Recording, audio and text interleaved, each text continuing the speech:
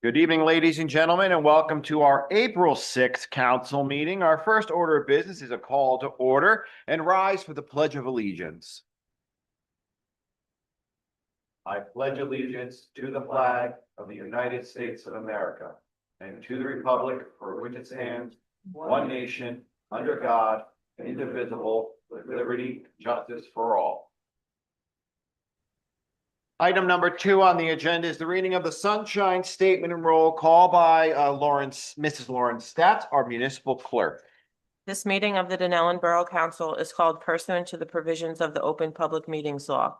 This meeting of April 6, 2026 was included in a list of meetings that was advertised in the Courier on January 8, 2026, and as a teleconference was noticed on the official Dunellen website on April 2nd, 2026, and on the public bulletin board on North Avenue on April 2nd, 2026, and has remained continuously posted as per the required notice. Mayor Salento, Present. Council President Lance, Here. Mrs. Albertson. Here. Councilman Albertson, you're on? Yes, here. Better. Mrs. Rios, Here. Mr. Scott, Here. Mr. Sigmund, Here. and Mrs. Vandermark. Here. Okay. Item number 3 on the agenda is a presentation. This evening, we have a presentation on our budget fiscal year 2026 by our Chief Financial Officer, Scott Olson, and our Business Administrator, Alex Miller. So the floor is yours, gentlemen. I will stand out over here.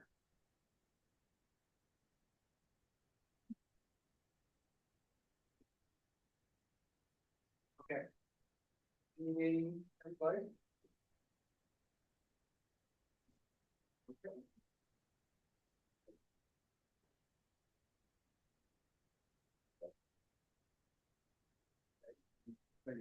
Yeah. An acapella performance of the budget. Okay, so, all right, so this evening, we are introducing the 2026 budget. It's gonna go through a process where we'll have a public hearing, later on in May for all the time schedule on this, through the slides. But really, the gist of this, we're not gonna get to till slide 14. Okay, so you gotta bear with me till we get to slide 14, because that's the money shot right there, Yes. right? Yep. So, all right, so first we have here, let's see, nothing. What am I doing, Ryan? Oh, it's the down. Rookie mistake. Right. What's that? Oh, wrong way. Okay. So we're listing the borough officials and those finance professionals that worked on this. I want to bring attention to the auditors, bond counsel, and financial advisor. They're key players in all this, but they're doing work behind the scenes. So kudos to those 3 groups, because they're professionals that we depend on, that we ask them questions, and it's a constant back and forth, and they help to make the town run as well as it does. A shout out to Dawn Hutchison too, as she's taken on an expanded role, not just as the tax collector, but she's been participating in all of the meetings that we've had, and that was to help smooth out the whole process here. So with that,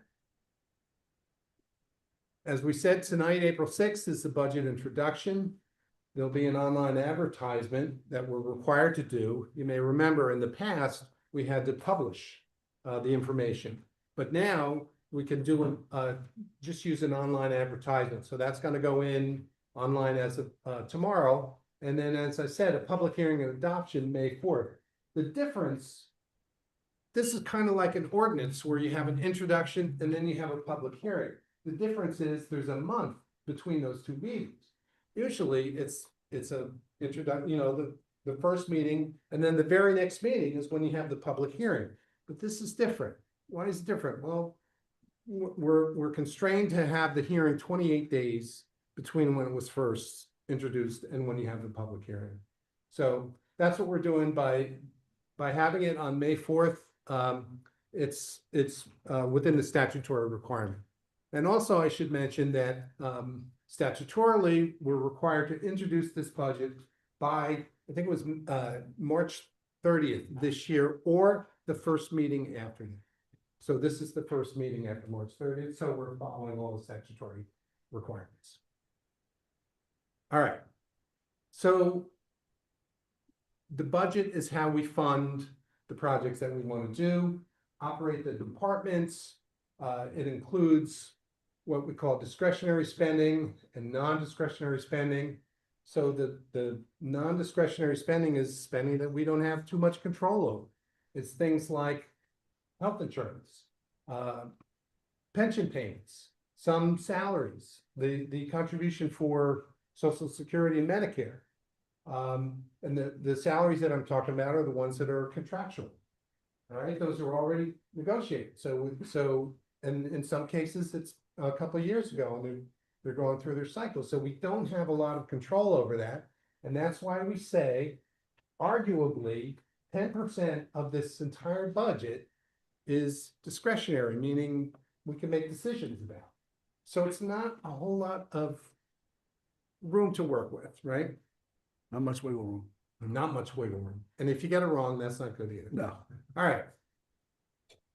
So when we talk about the key budget drivers, as Scott was just saying, that 90% is expenditures that are either contract or statutory obligations. Health insurance, as we all know, has been just going through the roof. The borough, we were lucky enough to get out of the state health insurance benefit plan, because if we stayed in, we would have had a 36.5% increase from last year. We were able to get into a health insurance fund, and by doing that, we were able to save the municipality $340,000 by getting out of the state plan. Not many municipalities were able to do it, but we were actually lucky enough to do it, and it was thankfully with that our claims were low enough that we were able to pull it off. 2 years ago, we could not do that, so that we're stuck in there. And unfortunately, whoever's stuck in the state, they're going to see another 39% next year. And I think the following year, I think it's going to be 50%. And then in 2028, it's going to be 50%. And the same after that. So Dunellen, in the last 4 years, have had an 84% increase with the health insurance. And it's a lot to swallow. Just for correction, it's not that we're saving $340,000 in our budget, in the sense we didn't cut it, because we're saving $340,000 otherwise having stayed in. So we're having a 14% increase versus the 36% increase, which between the 14 and 36 is the we saved having to increase by $340,000. You're 100% correct. Yep. Thanks. Some of our other drivers is our capital investment, our street project, streetscape. A lot of those funds are going to be through grants, but in the beginning, we have to front the money for it. Then eventually we will get those funds back. And you'll see down the road, when we start talking about our capital improvement, you'll see how much money difference between what we're budgeting for our capital and how much money we're going to be getting through grants, which is a large amount that we're going to get through grants, which we've done over the last 5 years.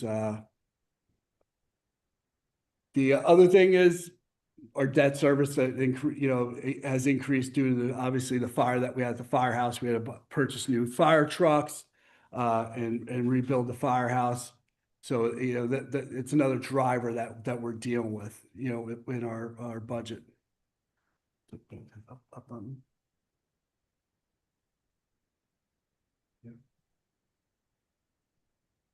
Scott will take this one. So this chart is a graphic representation of out of every $100 of your taxes, where does it go? Clearly, the majority of it is going to the school.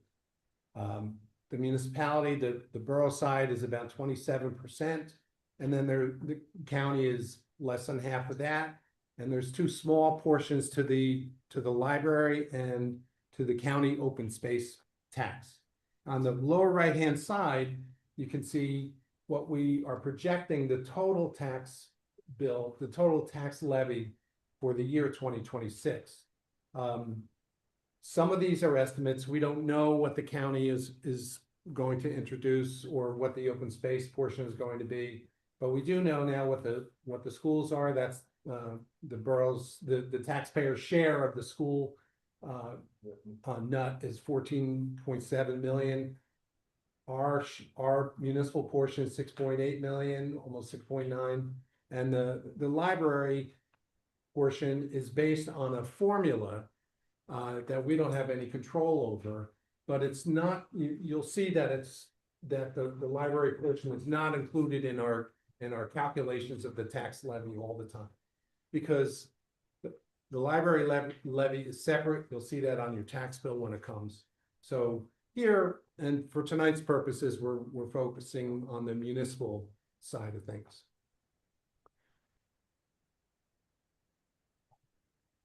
So the levy is the amount of money that we need to make up the difference between the regular revenues that we have and our expenses. It fills the gap. It's based on property valuation. So every October 1st, the assessor adds up all the values of the different properties in town, and that number will become the denominator that we're going to use in a calculation of the tax rate. All right. There are two caps currently. There's a cap on how much the tax levy can go up, and there's a tax on how much spending can go up. They were done under different years. Originally, they started around 4%, but now they've come in at 2%. So we're supposed to not increase our levy above 2%, not supposed to increase our appropriations above 2% unless there are mitigating circumstances and conditions. And that includes things like it's spelled out there on the bottom. For example, debt service and capital expenditure increases, pension, deferred charges from emergencies, health benefit contributions. And the next slide is going to show us in very tiny detail a calculation, what's called the calculation of the levy cap. So this is, of the two caps, this is one side of it. Let's see, what can I show you? Here's IT. Okay. All right, so we start out, you can see that now. You start out with last year's amount to be raised by taxation or the tax levy, and we have to subtract out items that are in the orange color, the 20 and the 15,000, and we get 6,355,000, and that's what we're supposed to take the 2%, and I'm sure there's a red dot. No. Okay, that 127,000 is 2%. So that doesn't give us very much room. So, all right, so then we go down and we add some of these exclusions in here. And this is what we were talking about, the pension increases, the capital increases, any deferred charges or emergencies or health insurance increases, those kinds of things. In the end, then we're down, we're up here, 6,482,000. We have some exclusions. We're coming down here to 6,006,000. Then we can add in some other items like the value of new construction. So this is additions and new construction that goes up. We're allowed to add that as an adjustment to our levy, and in this case, it adds $12,000 to it. The last two items are cap banks. Oh, what's a cap bank? Well, they're going to vote tonight, hopefully, to approve establishing a cap bank for 2026. And also allow the appropriation side to go up to a 3.5% versus a 2%. We'll get to that. In the end, we're at, the maximum allowable is 6.8 million, and that's the number that we hit, 6.8 million. Okay. What would we do without Ryan? Yeah. You know, It's way easier. come on. Too good. Such a good guy. All right. Appropriations scat. Okay. Here is what we talked about. We're limited to 2%. Now, this is the other side. This is the appropriation side. We just talked about the levy side. How much can we raise the tax? This is the appropriation side. How much can we spend? All right. So we're allowed 2%. And when you add the 2% in, you get to 8.46 million. But by doing the COLA ordinance, the cost of living and the calculation that we're gonna look at later in this meeting, we can increase it from 2 up to 3.5%. So that's 124,000. Then again, add in the new construction, and we are going to tap into our bank by 125,000. And then we have a waiver because of the increase in pilot monies that we're expecting. So the maximum appropriation there is 8,927, and our appropriation is 8,927. The difference is the library. Okay, so this slide includes the library in it. All right. So what are the differences? Where, you know, how are the budgets changing from 2026 to, how do they change from 25 to 26? Well, in general government, they went down about 38,000. That was due to, we had a finance study last year. We had an emergency appropriation for mold of 15,000, and there was something else that escapes me but it basically adds up to a savings, if you will, of 38,000. That's including salary increases for all of the departments that are listed under general government. So it's your administrator, clerk, mayor, council, finance, collector, assessor, planning, buildings, grounds, pretty much everybody in this building, I would say. Public safety, which includes the police and fire, crossing guards, rescue squad, emergency vehicles, that's up 106,000. Streets and roads is up 100,000. Sanitation too, with all of the pickup at the Nell and in that area, that's added to our recycling costs, and it's something that we pay the county for. So that's up. Board of Health is up. Animal control, that's we contract with the county for that. That's up also. We've had some interesting cases lately with abandoned animals, which apparently we have to pay for their care until the owner can claim them. So that's on our tab. The court, I skipped debt service. By the way, we had a note sale that closed today. We borrowed $15 million, and we got a net interest rate of about 3%. We had 3 bidders altogether, and the lowest net interest cost was about 3.09%, which in this environment I think was really very good.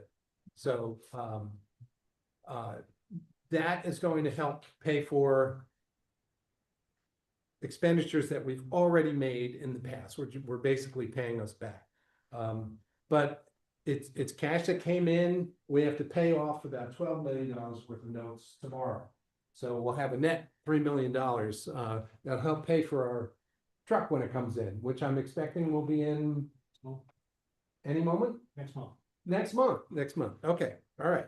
Great. So hopefully we'll have the cash to pay for this. So yes, all right.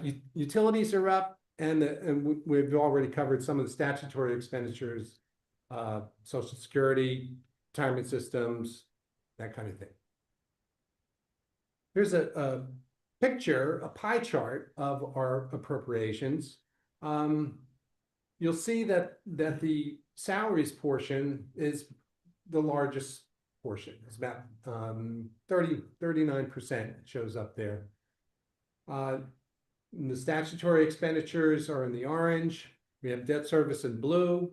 Other expenses in the, I guess it's green. I don't know what that comes, about 14%. So the things that we can control are very much in that other expense area. That 14% portion of the pie, some of those are fixed. So that's where we came up with the 10%, of discretionary spending. This is the diagram that shows that. And you can see what, how it's broken up on the left-hand side in actual dollar amounts. On the revenue side, a budget has to equal. So revenues has to equal expenditures. It's like a scale. It's got to be balanced. So clearly the majority of where the money is coming from is that big royal blue color. And what is that? That's taxes. Okay. But the light blue part, that's about 20, almost a quarter of it, almost 25%. That's the part that we're trying to grow and increase. That's the pilots. That's some of our local revenues, increasing fees from the construction office, increasing fees where we can. As we grow that portion, then the royal blue color hopefully gets, shrinks a little bit. That's what we're trying to do. That's been the whole goal here. All right. Alex, you want to take this one? Yeah. So this slide here, this is our energy tax calculator. Okay. In I think it was 2001, 2002, the state was working with all the municipalities, giving a certain percentage of energy tax cert. And if you notice, the orange line has stayed flat. Okay. So basically, the green line that is shown on the graph is where we're supposed to be getting from the state. But the state just has kept us and all other municipalities at a flat rate, somewhere around $600,000. We technically, according to the plan that the state actually put in play years ago, we should be getting close to $1.1 million from the state, but instead we're going to get 600. So we're somewhere almost close to $500,000 less than we should from the state. Mary, you want to chime in on this one at all? Yeah, so better understanding of energy tax receipts is the Energy Tax Receipt Trust Fund, which historically in the 90s was consolidated into the Energy Tax Receipt Trust Fund. The state decided to uniform it because before that, municipalities used to charge their own rates from utility companies to basically set up shop, use our poles in our towns. And so the state did this, and as they always do in their old good fashion, as we're going to uniform it, we're going to collect the revenue, and then we're going to give it back to you in the form of energy tax receipts / municipal aid. So as you can see here in Dunellen, as Mr. Miller noted, we've basically remained flat over the last, I can't see that from here, 20 years, 20 plus years. Meanwhile, we're supposed to have well over $1 million. I think we're short $6 million from the state over the last 20 years. So when you hear those down in Trenton, Governor Cheryl Murphy, Christie himself, and all the legislatures say we're going to go for state New Jersey and Homestead or Anchor and provide direct property tax relief, that's them playing political bargaining chips with the budget process. When direct property relief would just be them statutorily doing what they're statutorily obligated to do, which is provide the municipalities that direct money, which you can see on the screen what we're short of. $1.2 million can go a long way in our municipal budget here in Dunellen on offsetting property taxes or paying debt service payments on principal, which means you're paying less interest, therefore paying less taxes over time. So this is the state's failure and broken promise. I can tell you through the Conference of Mayors, we've been advocating for funding and restoration of it. There are some bills on the table, but the formulas and what they're saying just is not fully transparent yet. So as you can see, they're shorting us change while the state healthcare benefit plans, which we thankfully got out of, is what they're calling a death spiral and artificially themselves fixing and not willing to actually fix. That's why it's a death spiral. So I think this is a very important slide for those of us as elected officials, but for the public, more importantly, to note that what they're selling you in Trenton is false goods on property tax relief. Basically, give it back to the towns and we can actually provide you direct property tax relief. And if we don't, you as constituents are going to hold us directly accountable because we're the ones you see in aisle 9 of the supermarket, not your legislators. True, very true. We got an item. Yeah, from the state. Alright. Yep. This next slide here, we were talking about before with the health, our health insurance. The red line would show, would be where if we stayed in the state, that would be the increase that we'd be seeing this year. So by getting out and getting into the health insurance fund, the HIF, as we mentioned before, it's $340,000 difference. And I know when we, last year in June, I requested the claims from the state, send it into our broker. Our broker said, it looks pretty good. We probably can get you into a HIF. And went into a couple different HIFs, trying to see what we can get. And we were one of 10 municipalities out of 125 that applied. So we were lucky enough to get out of the health and the state benefits, and hopefully we're in a more stable situation in the HIF. All right, and we talked about amount to be raised by taxes, tax levy. Actually, one more thing on Yep, regarding sure. municipal levy, just for the record. When Governor Sherrill says that a $60.7 billion budget, which is $3 billion over what Murphy concluded on, is fiscally responsible, but then does not provide municipalities the rightful municipal aid in which we're owed, I think something's a shaft down there. So I just want the public to be aware of that. Okay, all right. So we have the tax rate, and here we're gonna do a little mathing, I guess. Break out your pencils, please. So the tax rate it's a multiplier, and it's expressed in terms of $1 per every $100 of assessed value. Okay, so we know how much we need to raise, and we know how much the value of the property is. So we take the amount that we need to raise and divide it by the total amount of property of all the properties. Okay.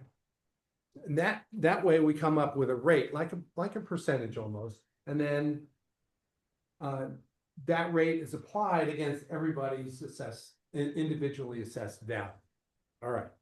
So when we do that for 2026, we come up with a rate of 0.649. That's for every $100 of value, we want 0.649 of it. It's a decrease actually from 2025, because 2025 last year, the tax rate was 0.650. Okay, so even though it's a little decrease, it doesn't necessarily mean that you're going to see a decrease on your taxes. That you may see an increase, and it's like, wait a minute, how can that be? We're basically flat. Well, this is the slide 14 that I was alluding to from the beginning. This is where it's all going to come together, and you're going to completely understand why. So you'll see on the, and I know there's an area. Just need to get it on the screen, right? Where am I? What are you trying to do?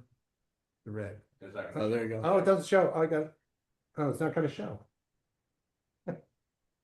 Oh my God! You think this was the first time I'm doing this? So our expenditures in total are listed on the top line. 426 and 25, and if you look at the difference, it's 631,000.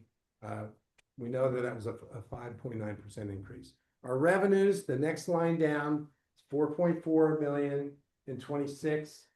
4 points. They look switched though, actually. The difference is 144,000. That's 3%. The difference between those two is the amount to be raised by taxation. So it's up, you can see 7.62%. But, all right, so that's the numerator. That's the number that we're going to divide by.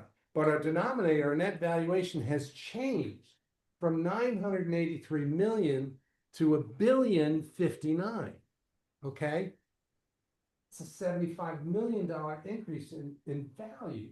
Okay? That is huge, right? And that mitigates the effect of what we need to raise by taxes in terms of the rate. So we're showing a rate increase of, or decrease of 0.06%. That's outrageous. That's outrageous. That's wonderful. So if your house last year was assessed at 462,000, that was the average last year.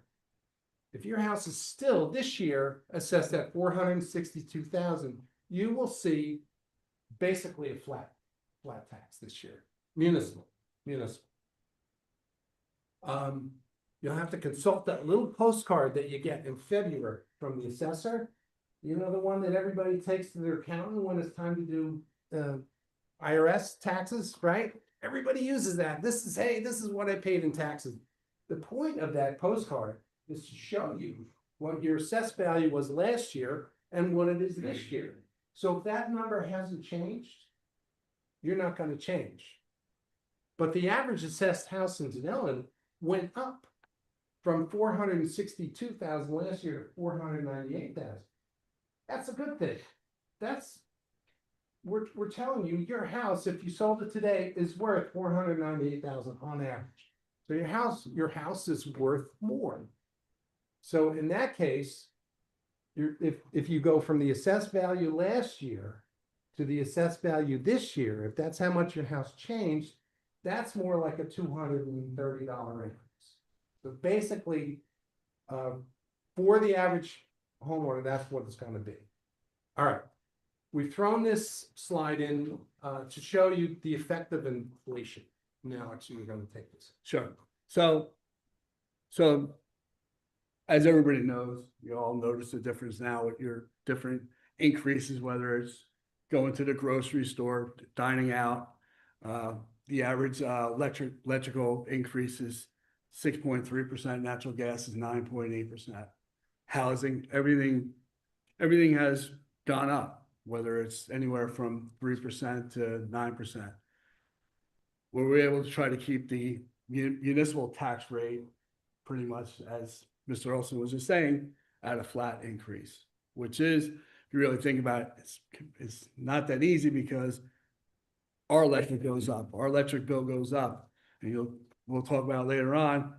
You know, we have over 600 lights that we turn on every night in the town, besides the lights in these buildings. Or when there's a fire and those fire hydrants open up, that water's coming out.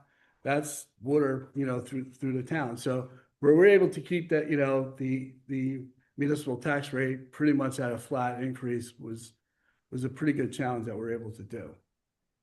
Next one, Scott. So in the borough, about 27% of your tax bill goes to the municipal tax. The other ones, as we talked about before, would be going to the school, the county, the library, and such. And what would change your taxes, as Scott was just saying, is if your property assessment has gone up. And some people will go up, some people might be around the same, but the average house did go up $36,000 from last year. So again, as we're talking about, the average house in Dunellen is being assessed at $498,000. Property tax wise, for municipal tax would be $3,233 for the year, which that will equate to $8.86 per day in your municipal tax on the average home that was assessed.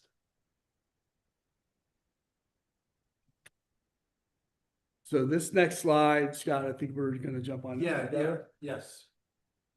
So the assessor, as we said, provides the state with an accounting of all of the properties and their values by October 1st of the prior year. So there's a lot, you can see there's a lot of factors that influence the value of a home.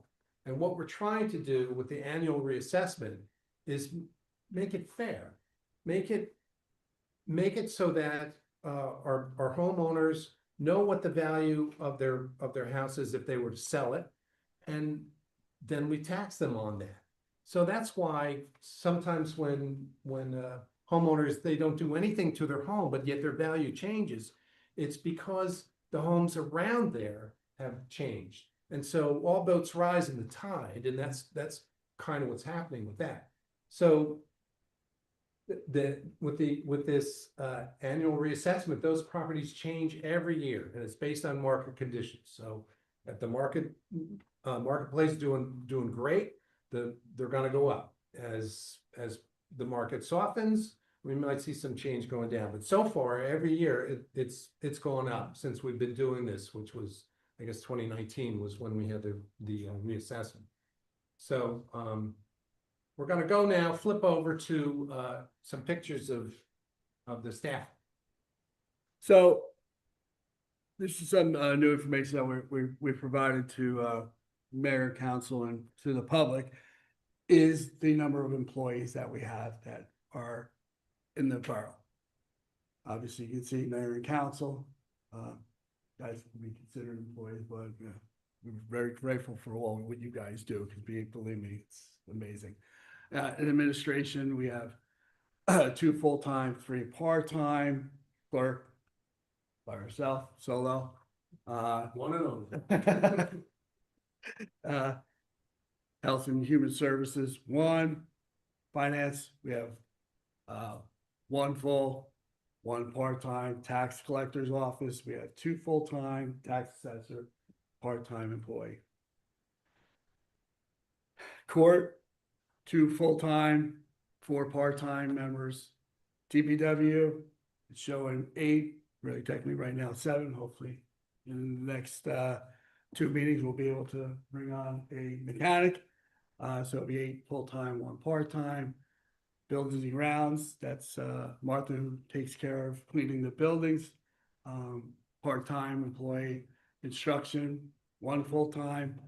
And along the way, we have 7 part-time. Public safety, you're looking at a police department, our crossing guards. Land use, 1 full, 1 part. Recreation, 1 full-time. I think the remarkable thing about this is how many part-time employees we have. I mean, yes, okay, public safety, we need a full staff of sworn officers.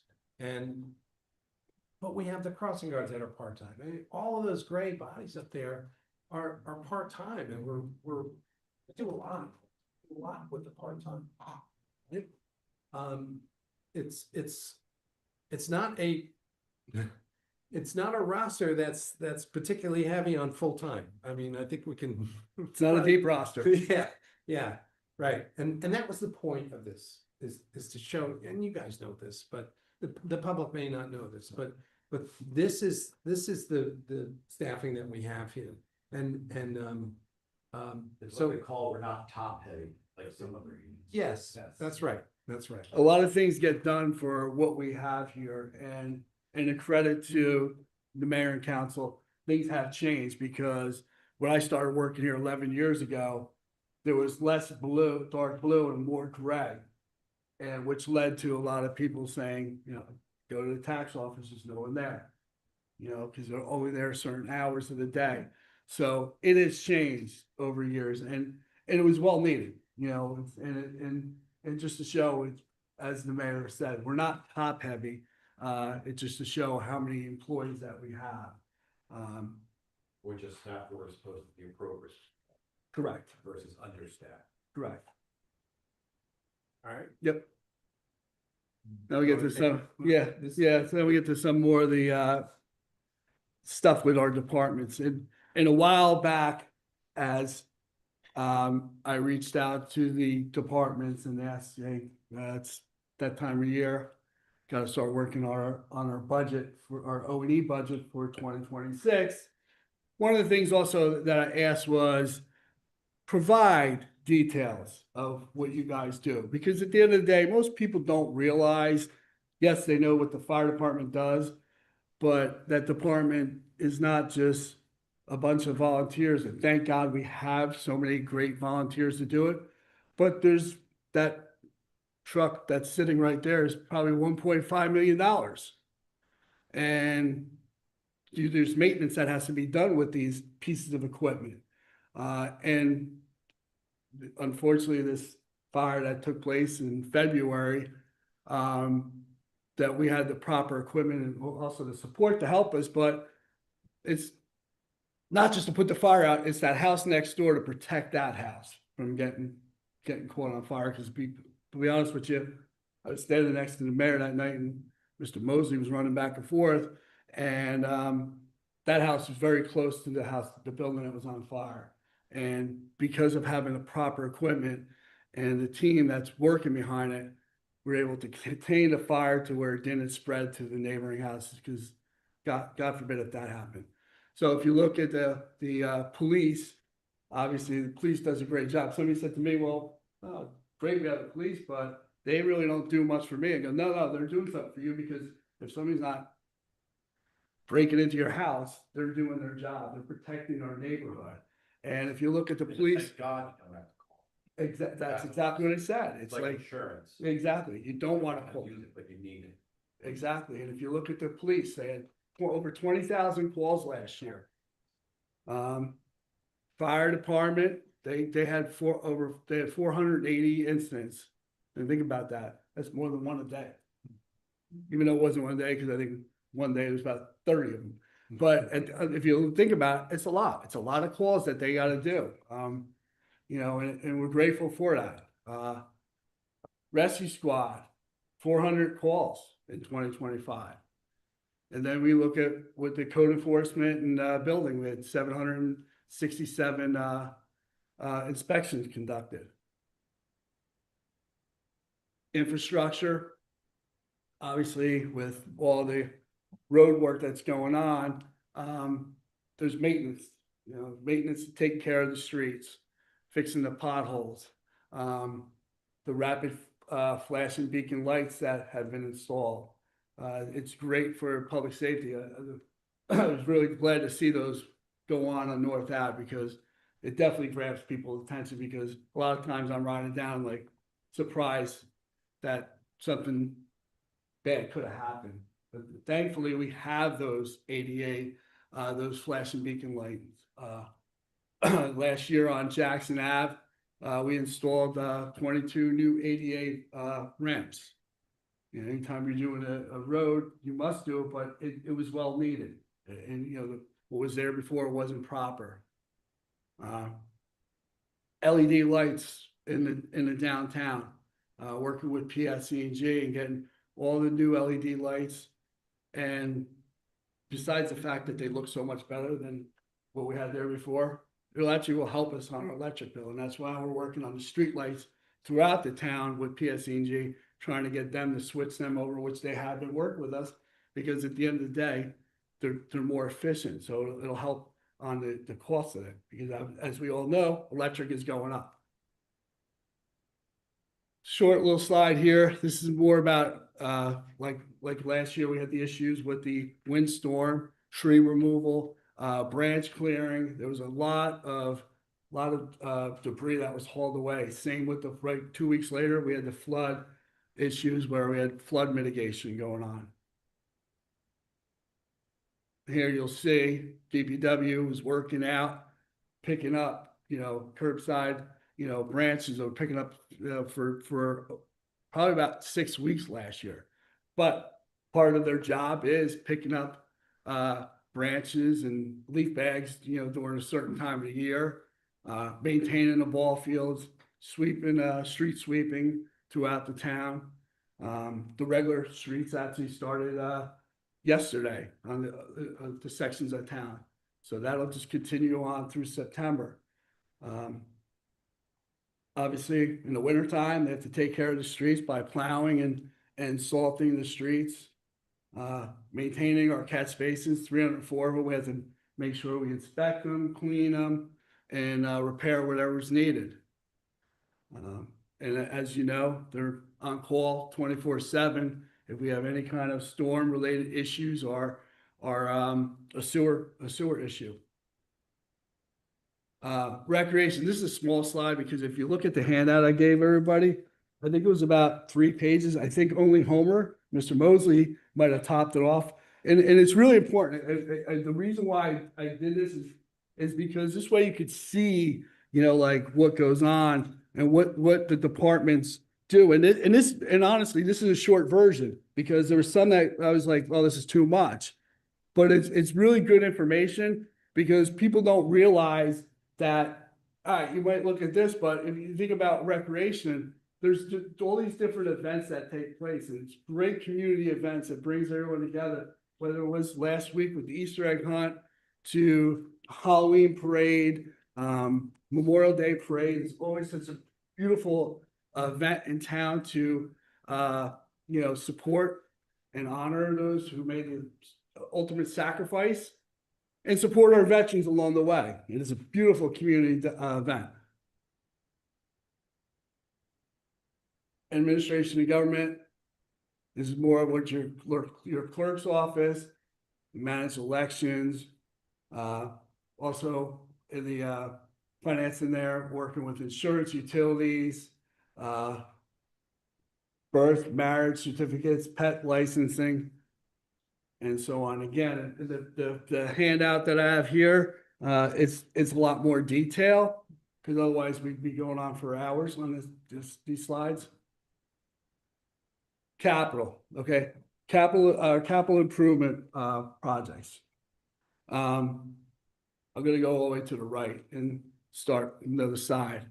This year we have approximately $2.5 million in capital improvement.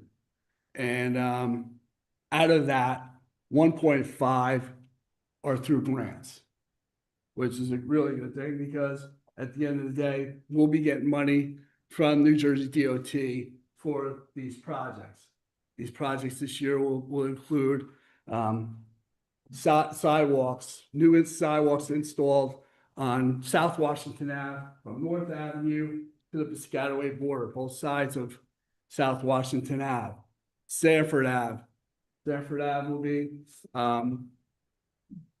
that street will be, we'll be getting a new street there, new ADA sidewalks being installed there. And working on some of the drainage system, another RFB right next to the park at Warcraft Park. And then the other part of the other grant we'll be doing also is decorative lights. And these decorative lights will be going from Jackson to Jefferson Ave. And which all these projects that I'm talking about, we're going to be bonding from this year. By the end of the year, they have to go out to bid, and then there'll be a 2027 project. And the lights will be the whole section of from Middlesex border to Jefferson Ave will have all new decorative LED lights. Alex, before you go on, just a comment about this. And the line says, it is only a recommended plan. Yes. This is a capital plan. It's included in the budget, all right? Because the state form has a section for the capital, for our capital plan, for everybody's capital plan. So it doesn't mean that we are authorizing these things right now. It just means it's part of the plan. It can change. It's subject to change. Council will have several bites at the apple on this, right? So we will introduce a bond ordinance and you get 2 votes on that, right? Whether you think it's a good idea and then to introduce and then at the public hearing. So, we have come up, Alec, Mr. Miller has come up with, and everybody, actually, the whole team, what am I saying? $2.5 million worth of projects that we want to try and do this year. So we're telling you that most of the money, more than half of the money is coming from grants. So that's not money that we're gonna have to pay back.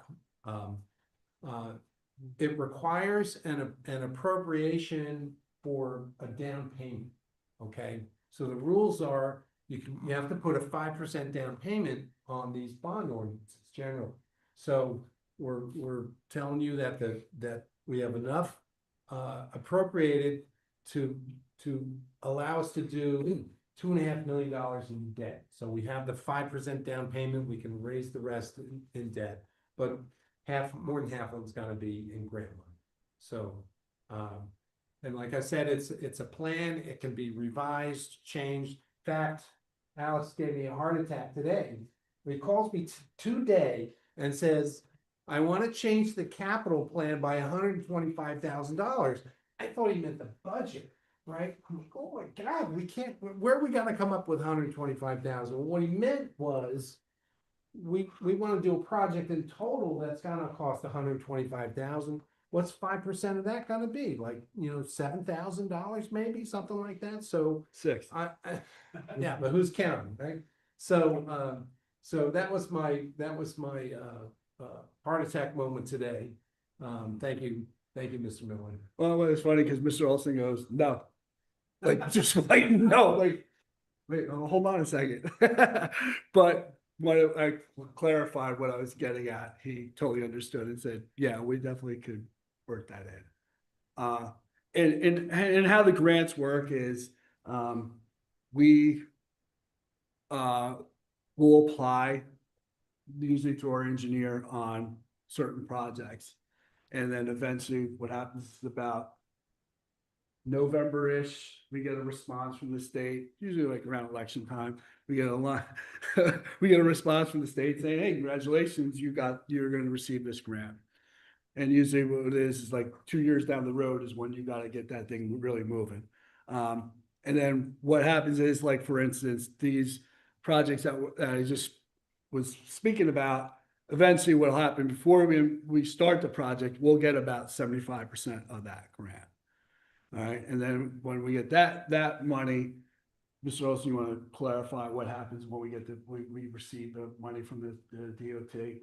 Yeah, so once we award a contract for the company that's gonna actually do the work, then we submit for 75% of that grant, and we usually get that up front. And then once the project is completed, then we apply for the balance.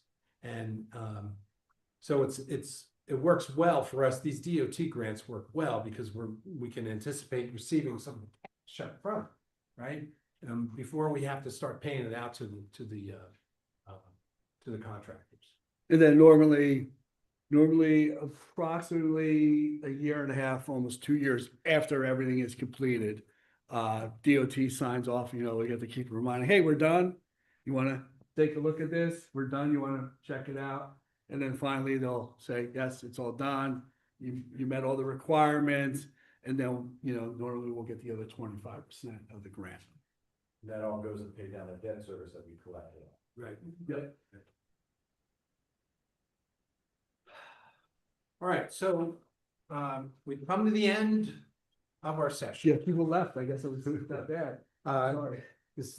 So we have a link to the webpage that has the entire budget on it. And there's also another link there for a way to estimate what your taxes are going to be.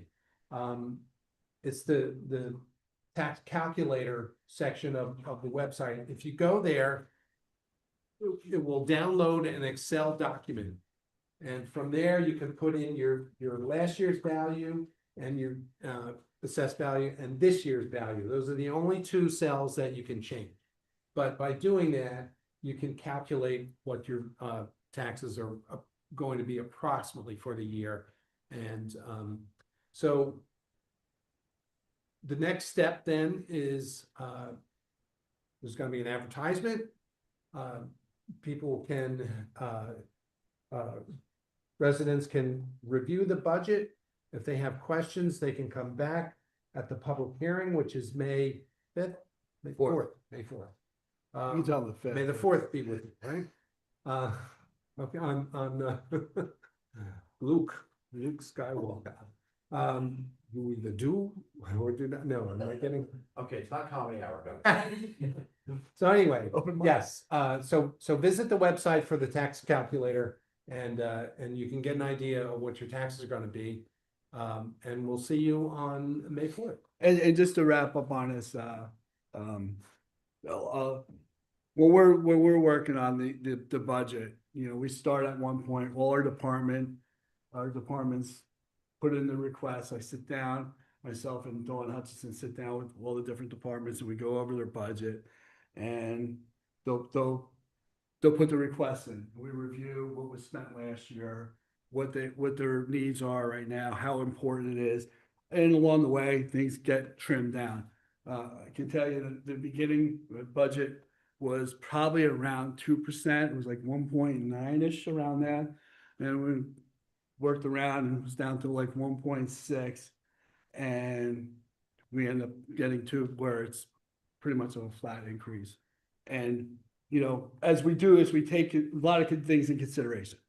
You know, we don't want to cut services to our residents. We want to provide them with good quality services, but also take in consideration that, you know, if our increase was 2%, it would, you know, like that house that was assessed for $36,000 more, and that property, their municipal tax increase is $232. Well, we went up 2%, it'd be a lot more. And that's what we try to take in consideration is, you know, what we can do providing our residents the best we can. And that's it. That's all I got to say. Thank you.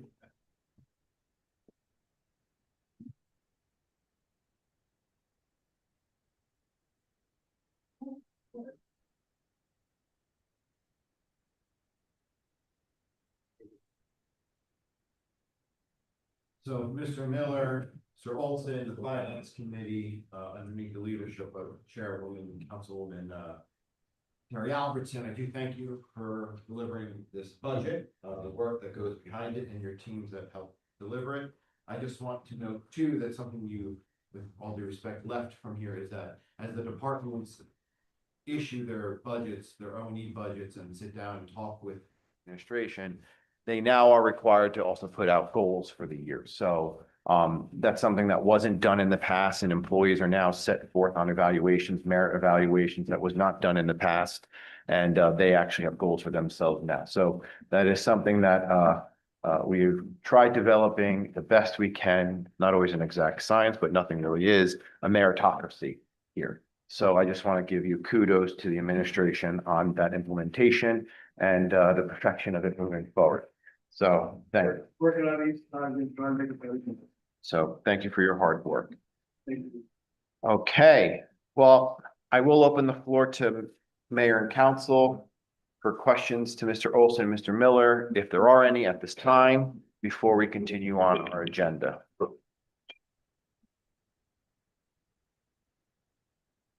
Okay, Mr. Olson, all that information is given to Mrs. Stats and Billy to be placed onto the website, presentation, and what else needs to go up? The user friendly or?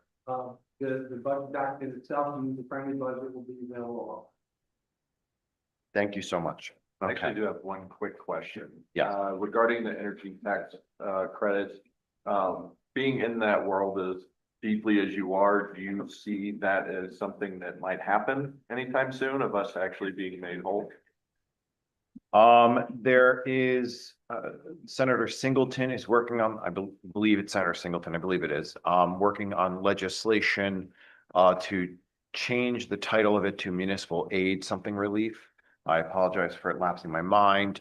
Again, we are working closely in my role and the other mayors of the Conference of Mayors on following that legislation and providing feedback. We just issued a letter to the governor's office and leadership on restoration of the energy tax receipts until that the new legislation is put forth. Do I see it happening? I don't know. They haven't followed through on the energy tax receipts and what their obligation is there.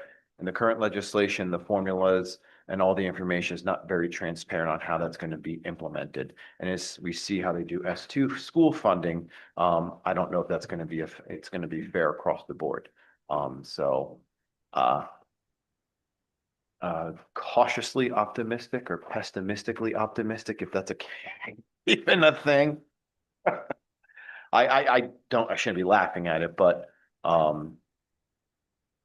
I wish I had an answer. Thank you for continuing to fight. Well, I think there's going to be, through the Conference of Mayors, there's a mayor's pledge, and then the League of Municipalities is going to be putting out a resolution, which we will of course be bringing before the council to approve, if you so wish, so that can show that the Borough Council is in support of the full restoration as well. That should be coming in the next several weeks, so. Okay, thank you, Councilman. Any other questions for, on the budget from the council? Okay, thank you. Item number 4 on the agenda is proclamation. Excuse me, we have 3 this evening. We have National Volunteer Month, Autism Awareness Month, and Sexual Assault Awareness Month. I will be reading National Volunteer Month.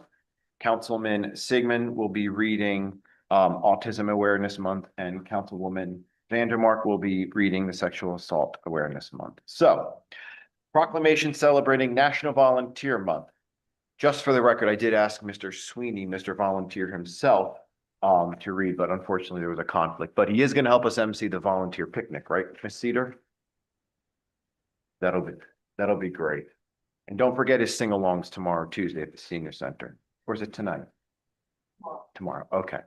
Proclamation celebrating National Volunteer Month. Whereas National Volunteer Month is celebrating throughout the United States of America each year in the month of April. And whereas it is time to celebrate and recognize the contributions of the volunteers and serves as an opportunity to join the impact of volunteerism, encourage more people to get involved in their local communities. And whereas volunteering in Dunellen benefits our community and provides our volunteers with unique opportunities to meet new people, learn new skills, and make a difference in the lives of others. And whereas the Borough of Dunellen offers volunteer opportunities for individuals of all interests through our various committees and commissions and boards, and they're listed in the proclamation if you wish to read them, and on our website. And whereas the Borough of Dunellen is home to countless volunteers who meaningfully give back to our Miracle Mile and donate their time and effort to improve daily life for residents and visitors alike. Now, therefore, be it resolved that I, Mayor Jason Salento, and the Dunellen Borough Council recognize April 2026 as National Volunteer Month in the Borough of Dunellen and encourage residents to join us in celebrating the many ways our volunteers contribute to and improve our borough. And for anyone interested in volunteering, the volunteer link is on our website, and you can pick up a volunteer application if you wish to do it hard copy at the municipal clerk's office. Okay. Councilman Sigmund. Not councilman. Is it councilman? Say councilwoman. Oh, I Okay. apologize. You did it before. Councilman Sigmund. It's okay. Proclamation recognizing Autism Awareness Month. Whereas autism spectrum disorder, ASD, is a developmental disability that affects communication, behavior, and social interaction, and impacts individuals and families across our community and nation. And whereas ASD is recognized as a spectrum condition, with individuals experiencing a wide range of strengths and challenges that may require varying levels of support. And whereas autism encompasses conditions that were previously diagnosed separately, including autistic disorder, Asperger's syndrome, and pervasive developmental disorder not otherwise specified, PDD-NOS, which are now collectively identified as autism spectrum disorder. And whereas increased awareness and understanding of autism spectrum disorder are essential to promoting early identification, encouraging timely access to services, and supporting individuals with ASD and their families. And whereas individuals with ASD may experience differences in communication, social interaction, and behavior, and greater public awareness can help foster understanding and reduce stigma. And whereas the month of April provides an opportunity to raise public awareness about autism spectrum disorder and to educate our community about the experiences and needs of individuals with ASD. Now therefore be it proclaimed that Mayor Jason F. Salento and the Dunellen Borough Council recognize April 2026 as Autism Awareness Month in the Borough of Dunellen and urge our community to help others in creating awareness and acceptance for this disorder. Okay, thank you, Councilman. Councilwoman Vandermark. Proclamation recognizing Sexual Assault Awareness Month. Whereas Sexual Assault Awareness Month and the observance of Denim Day are intended to draw attention to the prevalence of sexual violence and its lasting mental, physical, and public health impacts on survivors and communities, including those in Middlesex County. And whereas sexual assault, sexual abuse, and sexual harassment continue to affect individuals across our nation, as statistics indicate that every 68 seconds, someone in the United States is sexually assaulted, and every 9 minutes, the victim is a child.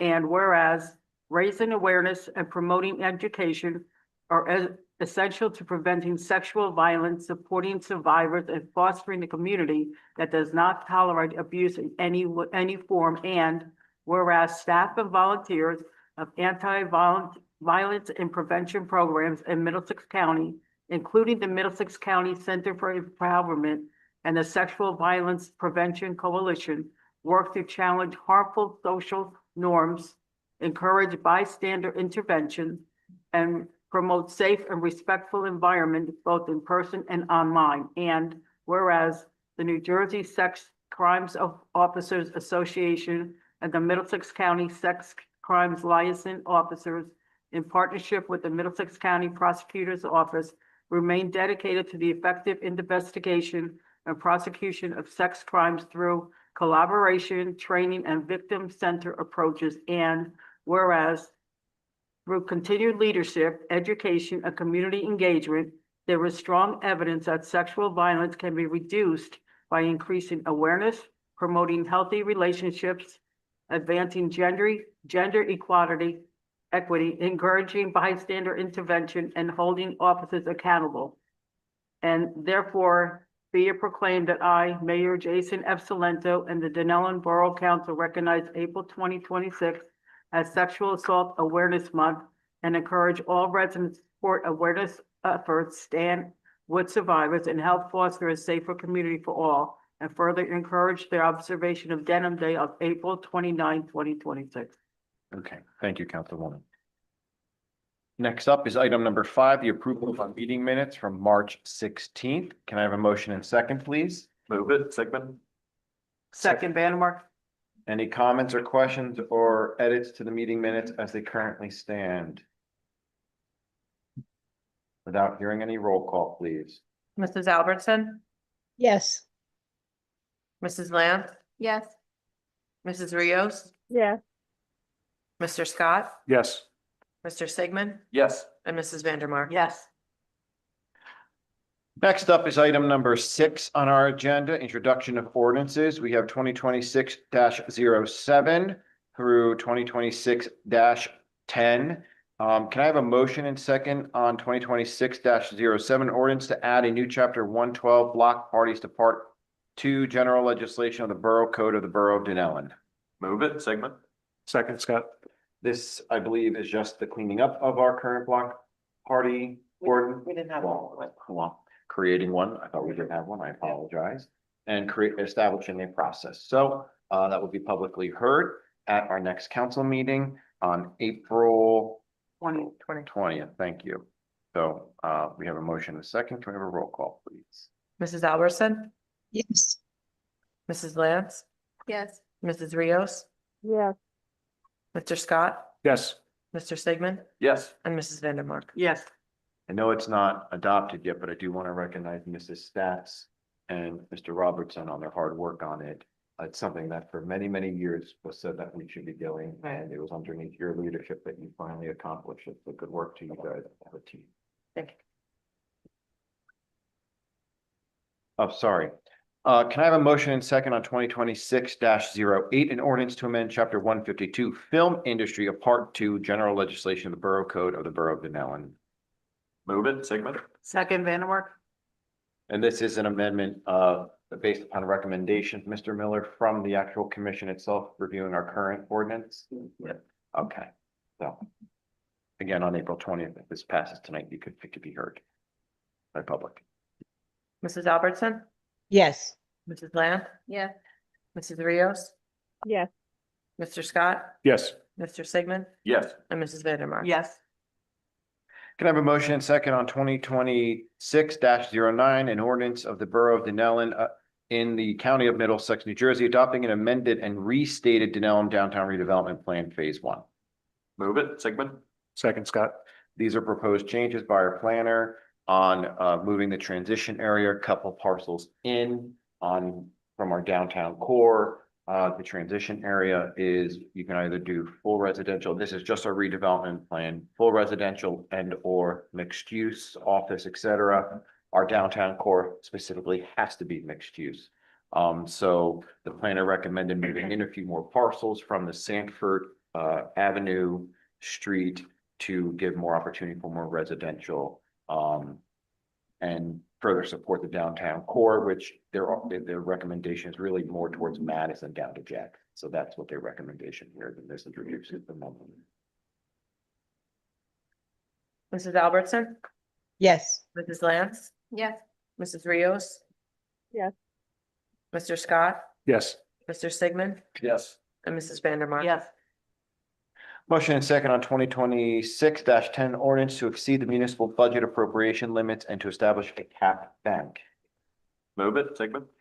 Second, Lance. Mr. Olson, anything further to follow up on this? I know it's part of your presentation. I think further unless there's questions. Okay. Okay, I'll take a roll. Mrs. Albertson? Yes. Mrs. Lance? Yes. Mrs. Rios? Yes. Mr. Scott? Abstain position of the fire department. Mr. Sigmund? Yes. And Mrs. Vandermark? Yes. Can I have a motion and second? Oh, well, now on the agenda is item number 7, adoption of ordinances. 2026-06, an ordinance to amend chapter 150 fees, article 2, construction fees of the borough. Move it, Sigmund. Second, Scott. With that being said, we'll open the floor to the public for any comments or questions on 2026-06 alone on the updating of the fees in the construction office.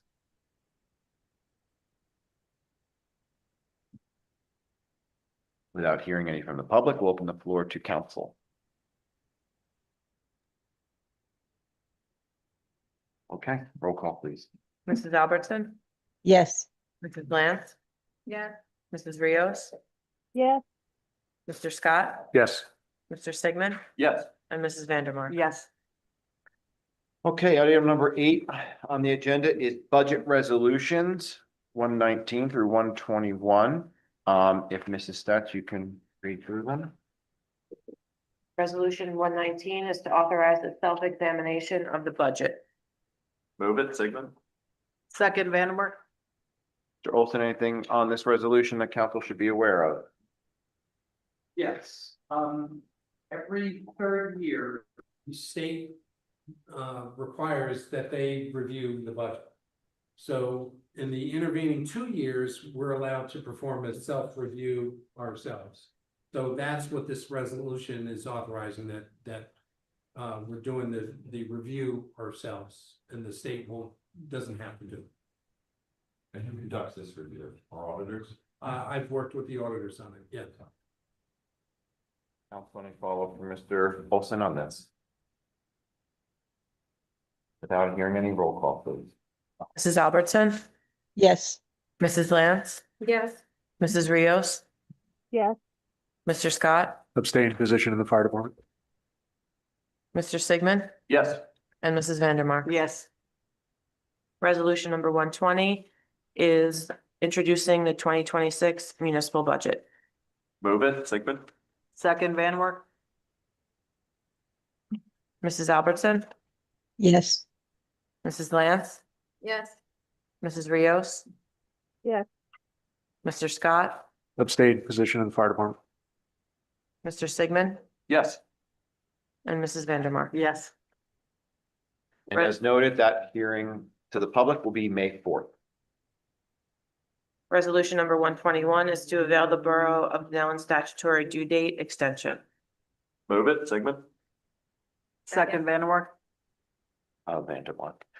Any clarification on this one for council? Just clarifying the acceptance of the due dates of the statutory due dates for introduction of the budget and the public hearing. Thank you. Council, any questions for Mr. Olson? Not hearing any roll call. Mrs. Albertson, Yes. Mrs. Lance, Yes. Mrs. Rios, Yes. Mr. Scott, Abstain, position in the fire department. Mr. Sigmund, Yes. and Mrs. Vandermark. Yes. Okay, item number 9 on the agenda is resolutions. We have 122 through 137. Mrs. Stats, if you can read them out and then give us the opportunity to speak upon them. Resolution number 122 is to pay the bills. Move it, Sigmund. Second, Scott. Mrs. Albertson, Yes. Mrs. Lance, Yes. Mrs. Rios, Yes. Mr. Scott, Yes. Mr. Sigmund, Yes. and Mrs. Vandermark. Yes.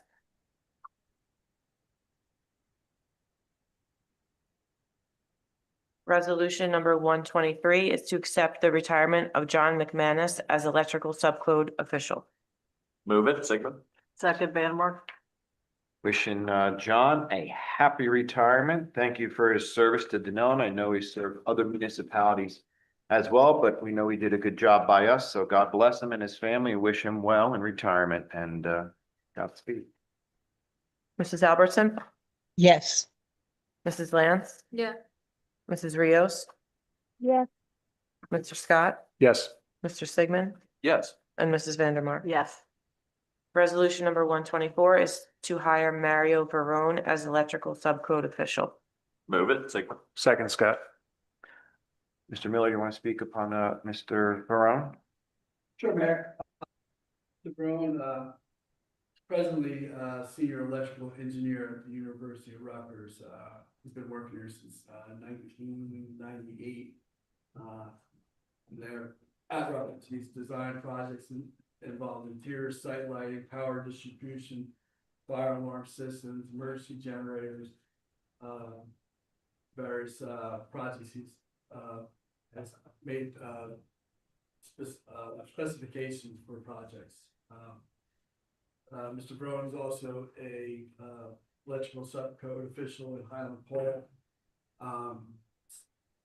Scott Brescher, the construction official, brought to my attention a little while ago, knowing that Mr. McManus was going to be retiring, said that he does a great job over there. He's been over there, I think, for about 8 years with Mr. Brescher, and he's said a lot of good things about him.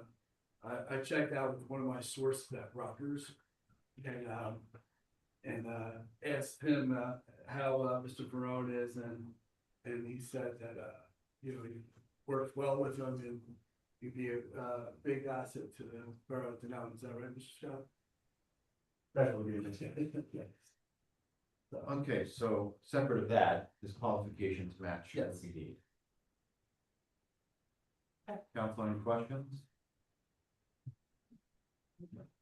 I'll take a roll call. Mrs. Albertson? Yes. Yes. Yes. Mrs. Rios? Yes. Mr. Scott? Abstain, my position at Rutgers. Mr. Sigmund? Yes. And Mrs. Vandermark. Yes. Resolution 125 is authorizing the execution of a grant agreement with the County of Middlesex for improvements to Gavornick Park. Move it, Sigmund. Second, Scott. Okay, so I will speak on this one. As you know, several years ago, we got an $80,000 grant from the state to start work on designing Gavornick Park. Which will be great because the design includes two or three pickleball courts, 2 pickleball courts, completely new playground set, the shed there being revamped for appropriate storage and some, nice landscape. Although we got that money, unfortunately due to the DEP and how the time frame of things works with them, we ran out of the time because at this point it should have been built, but the DEP, because it is, more of a floodplain area, I don't want to say took their time, but they took their time. So our engineers, so we kind of had to put a pause to the project. But we did go to Middlesex County Board of Commissioners and Director Ronald Rios of the Middlesex County Commissioners. We've always had a really good working relationship with Middlesex County Commissioners. They're providing us just near $600,000 to continue the project and fund it. So hopefully over the next 2 years, and now that we're moving forward with DEP and stuff, we can see Gavornik Park get the much needed upgrade that it has needed over the several years that we did. We know there was a new playground set that was placed there, but now at this point in time, it has aged. And we need to, every park in Dunellen has had a facelift, and this is one of those parks that needs that facelift. And if you think about it desperately, because it is right next to our elementary school.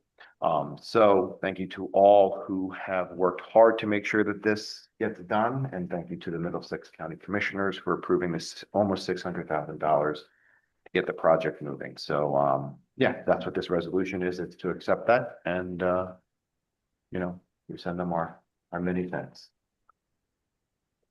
Council questions before we vote? Sorry. So the plans, the design will stay to the original one that was proposed when? Yeah. Is there an opportunity for it to be revised in any way if our interests change and what we would like to include in that plan? Well, you're gonna probably, Okay. yeah, in this grant, we have 3 years to. With the county's 3 years. Today, we have 3 years. 3 years, so. And the good thing with the county, the county will actually be, Some point this year, they'll be sending us around $500,000 for the project, so we'll actually have a good portion of the money in the fund. We'll get going. Yeah. I mean, the bad thing with the delay, it kind of dragged things on, and it did screw up the state's portion of the grant. But I think it actually helped out with your persistence and RVE's persistence with the county on helping them fund this, where, we're gonna get 50% of the project from the county, which is, I think, Nice. you got your, it's great. And everything right now is just a site plan, there's no elevation, so all that stuff, the, pretty stuff, as you would say. Not you directly, but as we would say, that's still to be built out. So, right now it's really a site plan and how they do all the technical terms, but like the land adjustments of what it would impact. So historically, when we have a new park, what happens is we kick it over to the Recreation Commission to kind of start working on the conceptual renderings with the engineer or whoever is designing it. And then that's a presentation to mayor and council before any final plan. So there will be opportunity for input on the elevations and the renderings of that. But in terms of where things are going, I think we have to keep it because then we're gonna have to go through DEP again. And just for new council members who were not here when this all started, maybe they can get a copy of it so they're aware of it. Done. Good. Okay, thank you. Good. Thank you. Okay. Take a roll call. Mrs. Alberton, Yes. Mrs. Lance, Yes. Mrs. Rios, Yes. Mr. Scott, Yes. Mr. Sigmund, Yes. and Mrs. Vandermark. Yes. Resolution number 126 is to appoint Patrick Myers to the Dunellen Fire Department. Move it, Vandermark. Second, Alberton. I do want to recognize Mr. Myers joining the fire department again. I think that's a great thing and a nice way in honor of his father, Greg Myers, who unfortunately passed this year, in a way to continue his service and legacy. So congratulations, Patrick. It should just go through, and we wish you safe journeys as you become a firefighter. Mrs. Albertson, Yes. Mrs. Lance, Yeah. Mrs. Rios, Abstained due to my position on the fire department. Mr. Scott, Same position in the fire department. Mr. Sigmund, Yes. and Mrs. Vandermark. Yes. Resolution number 127 is approving the First Amendment to the redevelopment agreement by and between the Borough of Dunellen and 405 to 415 North Avenue Urban Renewal LLC, and authorizing the mayor to sign amended and reinstated declaration of covenants and restriction. Move it, Sigmund. Second, Scott. This is fairly common in part of a redevelopment agreement as projects move along and things get held up due to whatever jurisdictional agreements or any issues with the state along Route 28. But Mr. Miller, can you speak on this one for council? Fair, 127.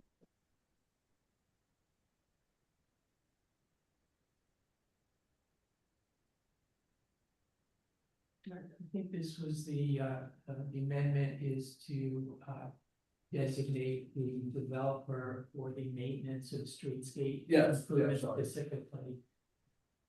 It's companion, I think, to the next one, it's the jurisdictional agreement that it would also be responsible for the maintenance of those streetscape improvements, some of which are within the state, right away. Mayor, if we recall, we have to go through this pretty much every time we're trying to get like a general one for the downtown, but the state does not bring it that way. Efficiencies isn't there to be crossed out. All right, we'll take a roll. Mrs. Albertson, Yes. Mrs. Lance, Yes. Mrs. Rios. Yes. Mr. Scott, Yes. Mr. Sigmund, Yes. and Mrs. Vandermark. Yes. Resolution number 128 is authorizing jurisdictional agreement by and between the Borough of Dunellen and the New Jersey Department of Transportation. Move it, Sigmund. Second, Scott. As Mr. Robertson alluded to before, this is jurisdictional agreement, so the developer is responsible for the installation and maintenance. Mrs. Albertson, Yes. Mrs. Lance, Yeah. Mrs. Rios. Yes. Mr. Scott, Yes. Mr. Sigmund, Yes. and Mrs. Vandermark. Yes. Resolution number 129 is to award a contract to Verizon for police vehicle laptop computers, which are their air cards. Move it, Sigmund. Second, Vandermark. Mrs. Albertson, Yes. Mrs. Lamb, Yes. Mrs. Rios. Yes. Mr. Scott, Yes. Mr. Sigmund, Yes. Mrs. Vandermark. Yes. Resolution number 130 is accepting and adopting the Central Jersey Joint Insurance Fund 2026 Safety Incentive Program. Move it, Sigmund. Second, Scott. Mrs. Albertson, Yes. Mrs. Lance, Yes. Mrs. Rios. Yes. Mr. Scott, Yes. Mr. Sigmund, Yes. and Mrs. Vandermark. Yes. Resolution number 131 is to hire per diem coverage in the Dunellen Municipal Court for 2026. Move it, Sigmund. Second, Scott. Mrs. Albertson, Yes. Mrs. Lance, Yes. Mrs. Rios. Yes. Mr. Scott, Yes. Mr. Sigmund, Yes. and Mrs. Vandermark. Yes. Resolution number 132 is recognizing New Jersey Local Government Week, April 12th through April 18th, 2026, and encouraging all citizens to support the celebration and corresponding activities. Move it, Sigmund. Second, Vandermark. So this is just something the New Jersey League of Municipalities puts out and asks the municipality to participate in recognizing and honoring our local government, municipal staff. So Dunellen, we usually, and our volunteers as well, usually put out a social media campaign recognizing our employees and our volunteers. And then it also concludes with a volunteer picnic, which will be April 11th, coinciding with the opening day parade, correct? And then we usually do a volunteer town hall on how you can, find ways to get involved. So that's what this resolution is, recognizing and celebrating our great municipal staff. Mrs. Albertson, Yes. Mrs. Lance, Yeah. Mrs. Rios. Yes. Mr. Scott, Yes. Mr. Sigmund, Yes. and Mrs. Vandermark. Yes. Resolution number 133 is authorizing and directing the Dunellen Borough Planning Board to undertake a preliminary investigation to determine whether block 49, lot 36.01 qualifies for designation as a non-condemnation area in need of redevelopment pursuant to NJSA 40A:12A-1. Move it, Sigmund. Second, Scott. So on this is location block 49, lot 36.01. That is the industrial location off of North Ave extension that butts up against our current existing redevelopment area. So the current industrial site, and this, if approved, would be moving forward as a conjunction study with Middlesex Borough, who has adjacent properties on the same parcel. So it's just a preliminary investigation study. This gets kicked over to planning board, who will initiate the study and then make their recommendations back to mayor and council. Mrs. Albertson, Yes. Mrs. Lance, Yes. Mrs. Rios. Yeah. Mr. Scott, Yes. Mr. Sigmund, Yes. and Mrs. Vandermark. Yes. Resolution number 134 is authorizing and directing the Dunellen Borough Planning Board to undertake a preliminary investigation to determine whether block 30 lots 1, 22, 23, 24, 25, and 26 qualify for a designation as a non-condemnation area in need of redevelopment pursuant to NJSA 40A:12A-1. Move it, Sigmund. Second, Scott. These are parcels that are along Front Street and North Washington Avenue, again, which butt up against our current redevelopment area. And again, it's a preliminary investigation study in which gets kicked over to the planning board, and they'll make their recommendations on whether could be designated an area in need of redevelopment. I should note, as part of our efforts, this is looking at what the missing middle housing options could look like in areas that do need some improvement. So that's what this resolution is. We'll take a roll. Mrs. Albertson, Yes. Mrs. Lance, Yes. Mrs. Rios. Yes. Mr. Scott, Yes. Mr. Sigmund, Yes. and Mrs. Vandermark. Yes. Resolution number 135 is approving CMA Associates to perform bid phase, construction phase, and NJDOT coordination services for the South Washington Avenue and New Market Road pedestrian improvement project. Move it, Sigmund. Second, Scott. Mrs. Albertson, Yes. Mrs. Lance, Yes. Mrs. Rios. Yes. Mr. Scott, Yes. Mr. Sigmund, Yes. and Mrs. Vandermark. Yes. Resolution number 136 is in support of allocating and securing funding for the Dunellen train station modernization project. Move it, Sigmund. Second, Vanwar. Okay, so Yeah. on this one, we have been working for many, many years for improvement to Dunellen train station. Since 2020 becoming mayor, specifically, we've been doing what I call the annual tour of the train station with New Jersey Transit and their capital and engineering division. And much credit to Dawn Spango, who was the regional government affairs liaison, who has been with us even when we're no longer in her territory anymore.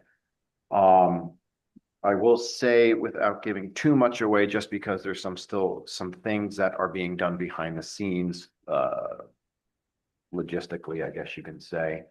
Fast forward, working with the Governor Murphy's office and NJ Transit, Chris Calori, they did provide a rendering of a new train station, which I then brought to a whole bunch of stakeholders, from US senators to our assembly legislatures, to county representatives, to local mayors who are in our immediate area in which this train station impacts. The overall cost of the train station a couple of years ago, when this idea came to be, well, not idea came to be, when we initially went for some federal funding, was about 50 some odd million. Now it's about $60 million.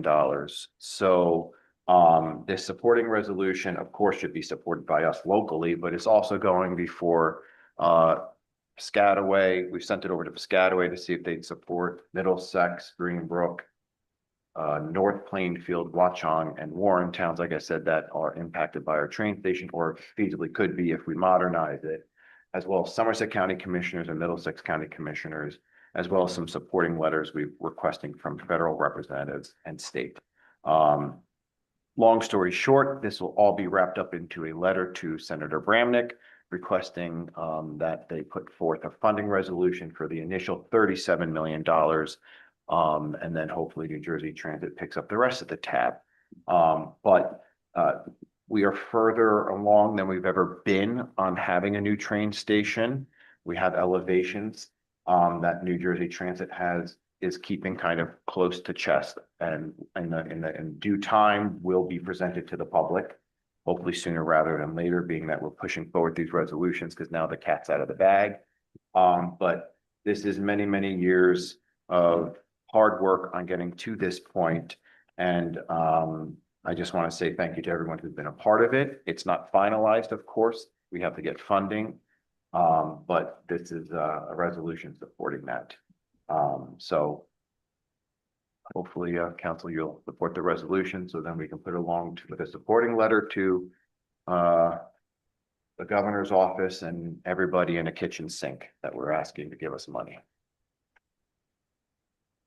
All right, I'll take a roll call. Mrs. Albertson? Yes. What? Yes. It's, yeah.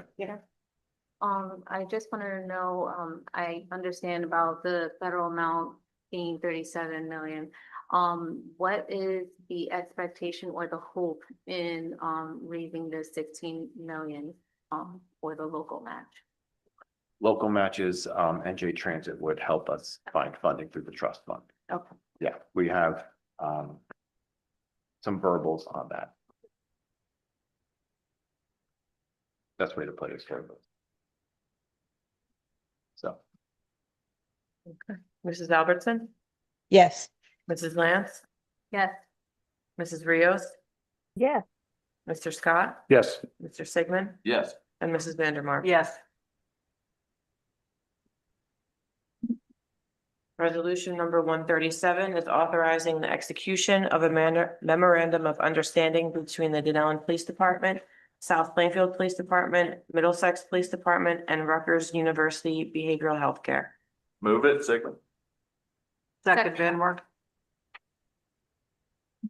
Mrs. Albertson? Yes. Mrs. Lance? Yes. Mrs. Rios? Yes. Mr. Scott? Yes. Mr. Sigmund? Yes. And Mrs. Vandermark? Yes. Next on the agenda is item number 10, the consent agenda. We have resolutions 138 through 144. So if council could review, and if there's anything specific they want pulled out, we will vote on that separately and vote on everything else as a consent agenda.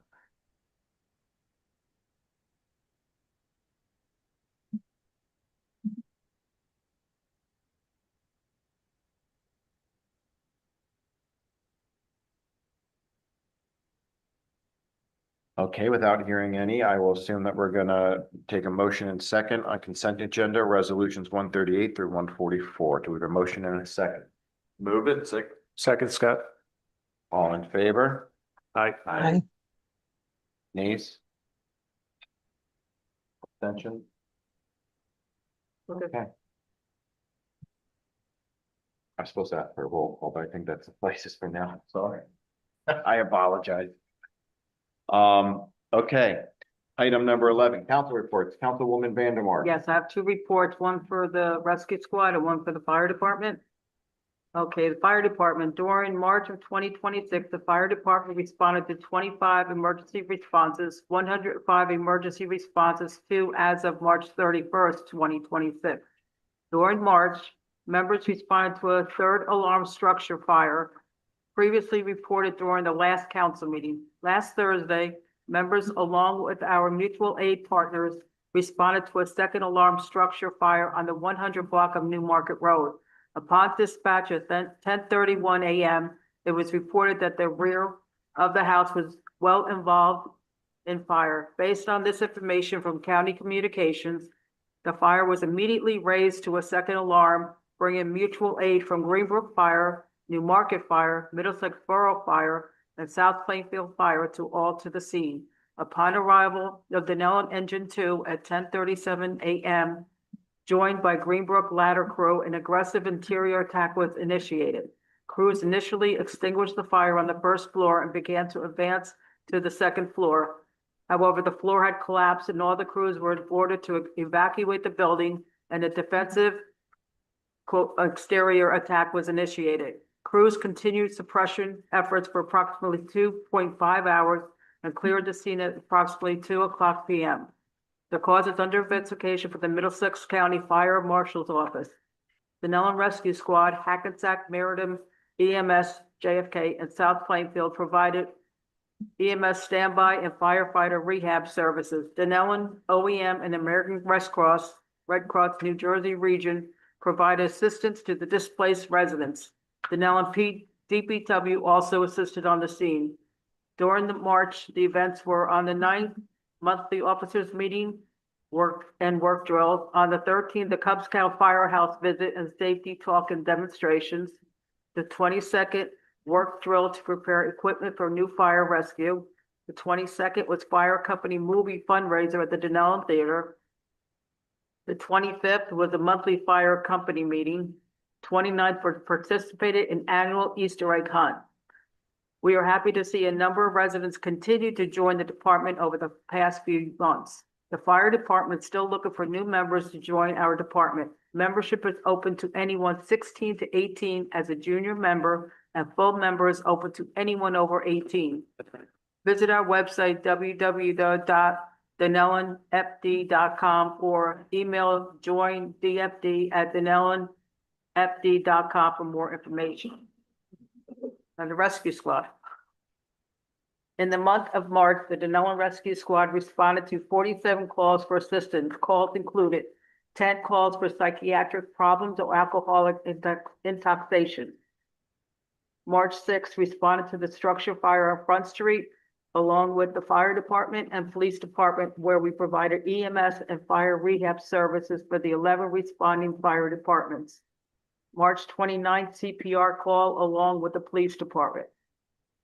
Members volunteered a total of 1,128 man hours and 1,046 on-duty hours. In addition to the 911 calls for service, members participated in the following. On the first, hosted a CPR class open to squad members and the public. The 13th, members attended the monthly business meeting of the organization. The 20th, officers attended the event planning meeting for the Easter egg hunt, along with police, recreation department, and OEM. On the 23rd, officers attended the annual Middlesex County OEM EMS meeting, where we got a briefing on the expected impact on the 2026 World Cup. On the 27th, members participated in a game night. Everyone had a great time. On the 28th, the department hosted a joint drill with the Dunellen CERT, teaching patient lifting and moving. The 29th, the department provided EMS coverage for the Easter egg hunt. The Dunellen Rescue Squad is recruiting for active EMTs. We have one member currently in EMT class. If you are interested in volunteering, please visit our website at dunellenrescue.org. And that's all I have. Okay, thank you, Councilwoman. And to follow up on your point on the emergency services and the response to the fire on New Market Road, thank you for your service and the time and that took to get that out and the hard work that you do every single day. So thank you to you guys, the OEM, police, fire, mutual aid, fire department, and of course, the American Legion who opened their doors that day to the fire victims. So thank you to all who put their lives on the line to make sure that to serve and protect. So thank you. Councilwoman Rios. Yes. Super short, police department CAD increase for the month of March is 1,602. Total arrests 16. Motor vehicle tickets, including parking, is 307. DWI 7. Motor vehicle stops 277. And motor vehicle crashes 22. And that's all for me tonight. Okay, Councilwoman, thank you. Safe travels back. Thank Councilwoman you. Albertson. The Friends of the Dunellen Public Library are having a craft exchange at the library this Saturday. Stop by between 10:30 a.m. and 2:30 p.m.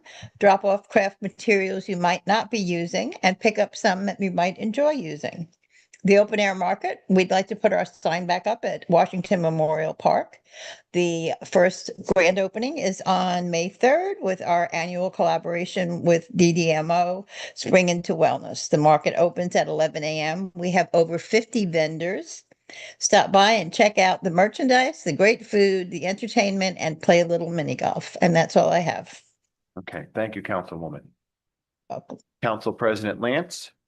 Yeah, so for the recreation, last Sunday, March 29th, the Dunellen Recreation Department hosted its annual Easter egg hunt, which was a great success, with an impressive turnout. All 4 hunts took place on the football field where children from pre-K to 3rd grade eagerly raced to fill their baskets with Easter eggs. We extend our gratitude to the mayor and council for their continued support of our event. A special thank you goes to our fire department, rescue squad, police department, OEM, and CERT for their assistance. We truly appreciate the fire department for providing a special escort for our guest of honor, the Easter Bunny, which created a wonderful experience for the children. Spring Break Camp was a great success in its inaugural year, with 28 campers participating throughout the week.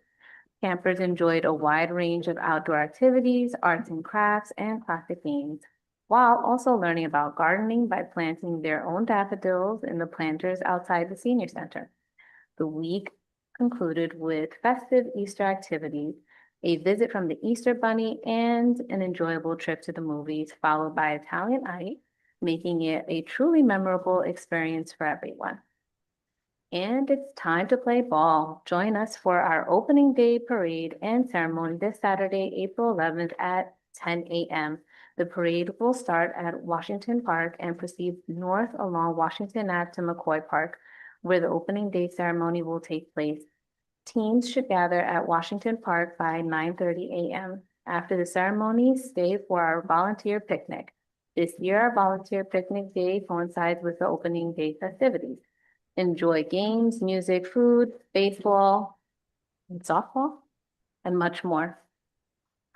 This is a wonderful opportunity to connect with the volunteers in our community. Interested in becoming a volunteer? This is a perfect time to learn more. Okay, thank you, Council President. Councilman Sigmund.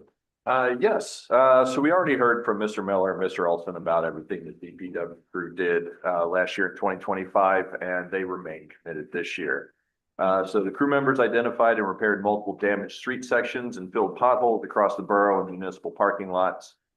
They did a regular street sweeping, and sanitation schedules were maintained to keep the downtown business district clean and welcoming for residents and visitors.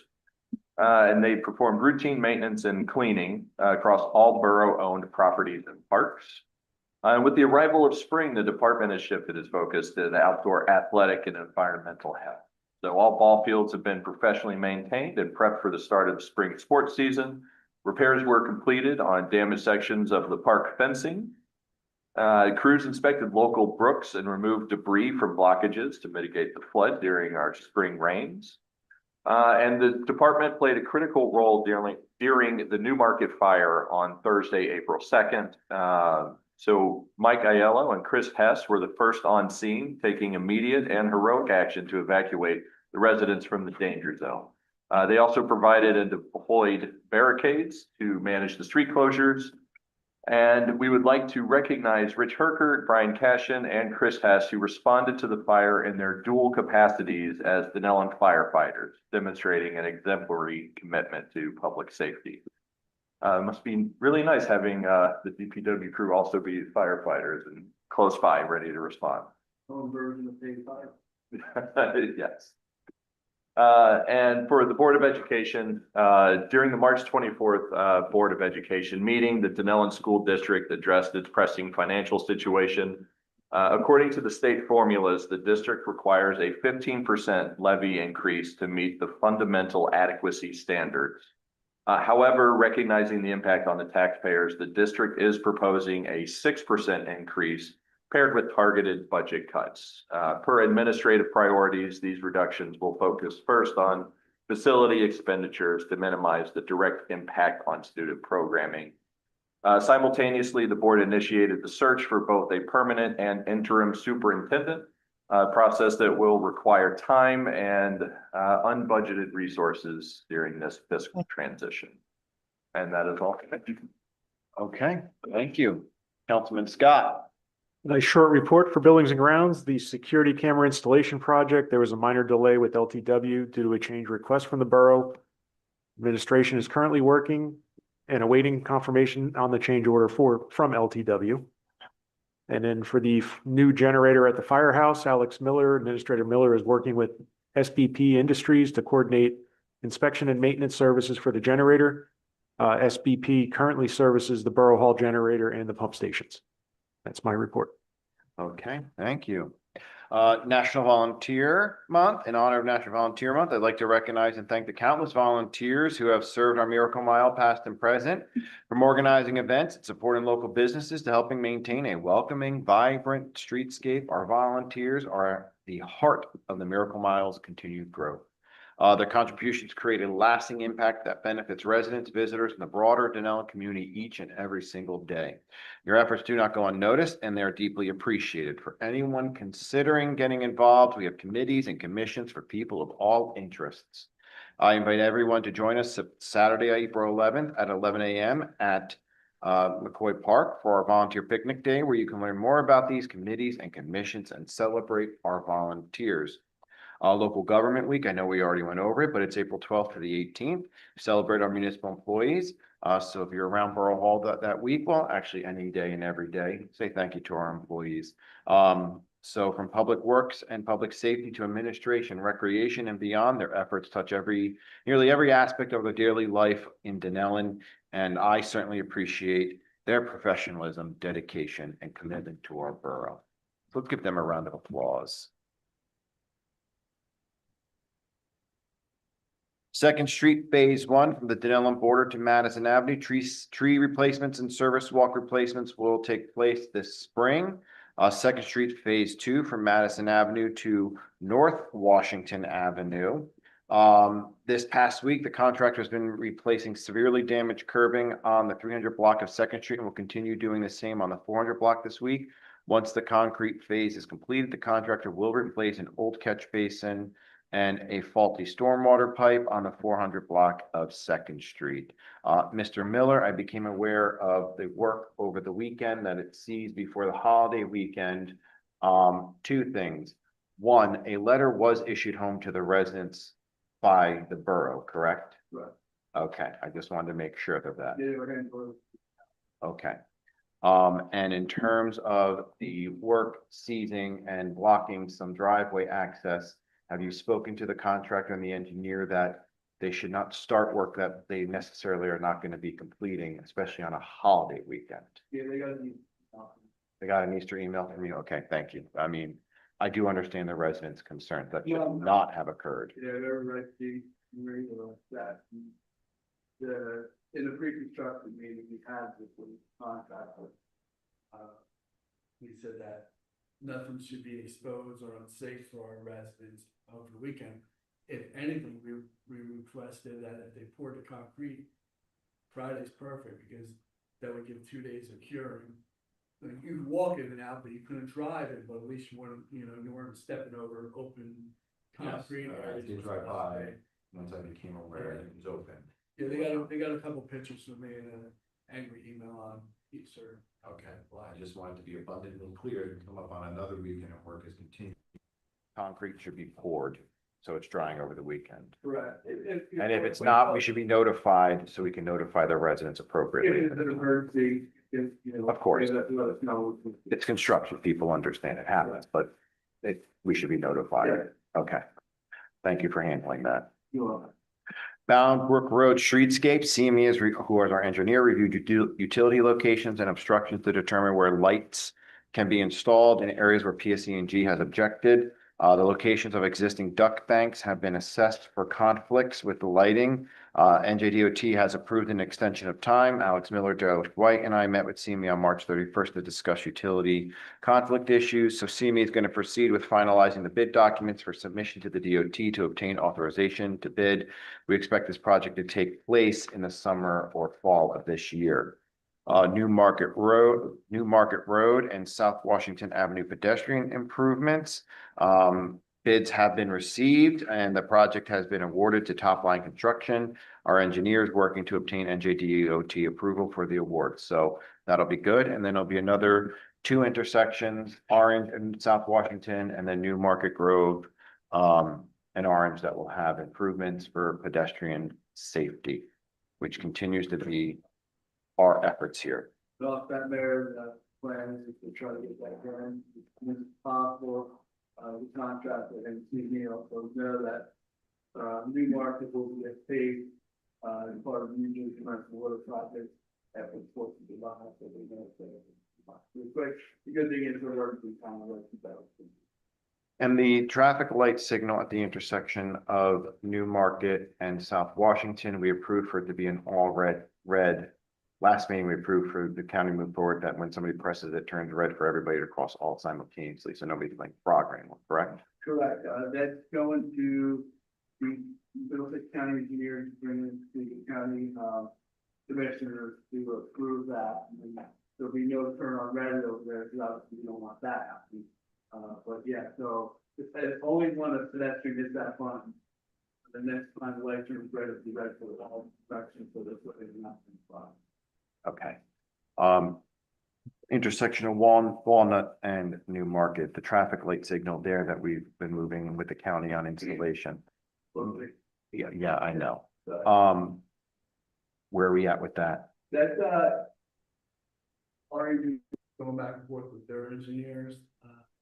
Also got to deal with some right of ways over there.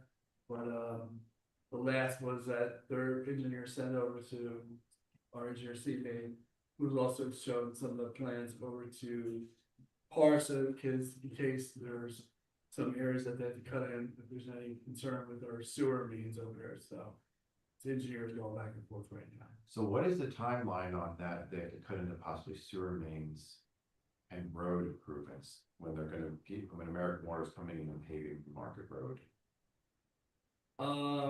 Is the county gonna do full restoration? The county will do full restoration maintenance of the road. But we're also, if you recall, we're also working on that road, down the road being part of. Yes, but that project's not in for another 8 years or so. So Correct. in the meantime, is American Water coming in and paving New Market Road, and then they're gonna come in, the county's gonna come in separately after, put a light traffic signal in, which is desperately needed, and then mess up the road? That's So what- they'd have to cut the whole intersection out of all 4 directions and repave it all that. Okay, can you just get confirmation on that? Yep. Thank you. Ahead of New Market Road paving. Yep. Thanks. No council discussion on the agenda, so we'll move on from that. Department IT? IT, okay. Legal? And no report. Beautiful. Clerk Registrar's Office.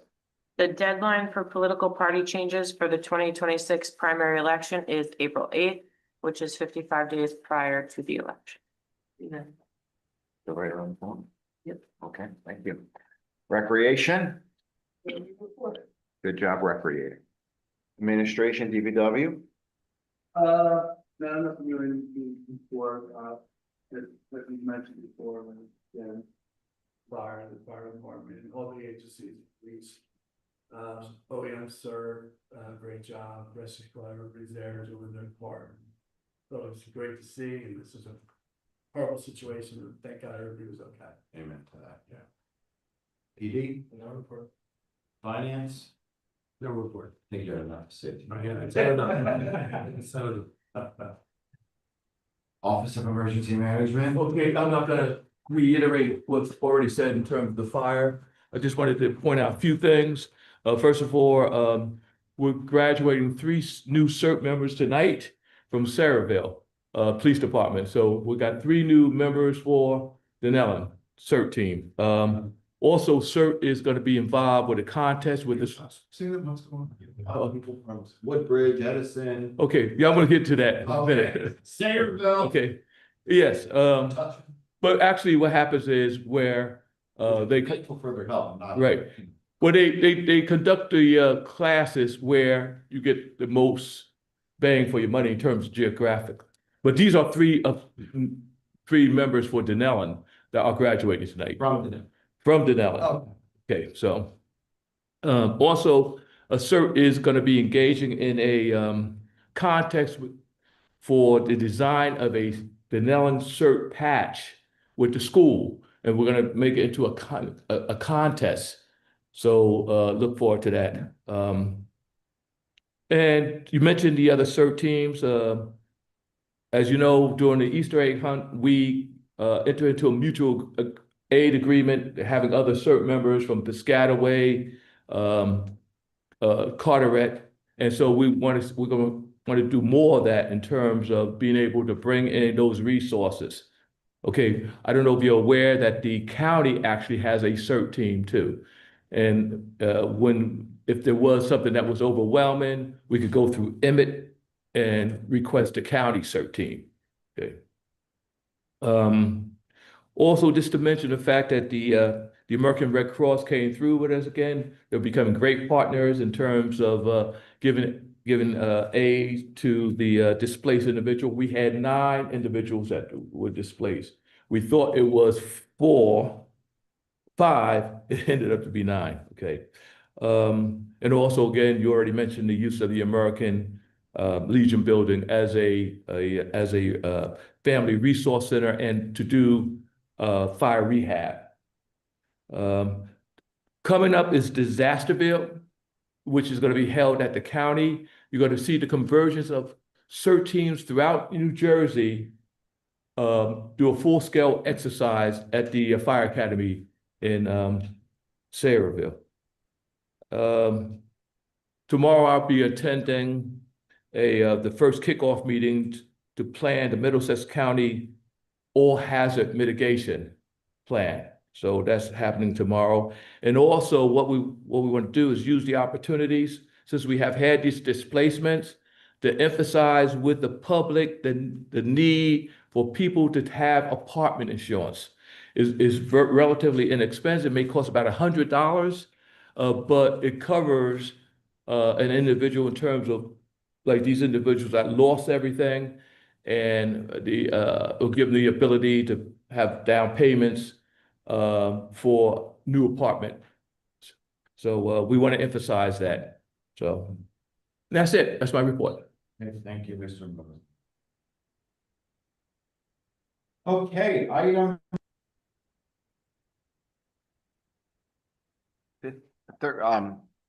14 on the agenda. Geez, my eyes are going. Public comment. We'll open the floor to the public, either in person or virtual, to make any comments, ask any questions. We just ask that you state your name and your residency.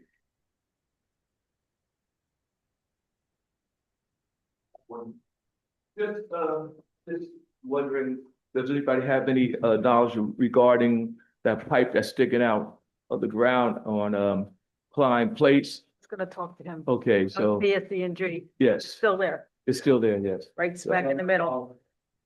So yeah, we were just wondering, I know that it was there used Smack- to vent possible gas underground, but it's been there for about a couple of weeks now, so that's all. Yeah, I was gonna ask him. Okay. What's your address, Mama? What's your address? 113 Pearl Place. Any other members of the public?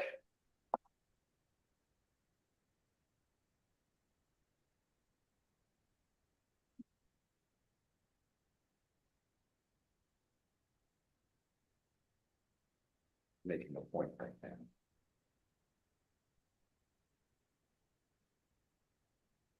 Okay, without hearing any, we'll close that portion of the meeting. And before we adjourn, our next council meeting is April 20th at 7 p.m. here in the chambers, or you can join us virtually. Hope you do join us. Can I have a motion and second on resolution 145, adjournment? Move it, Sigmund. Second, Scott. All in favor? Any nays?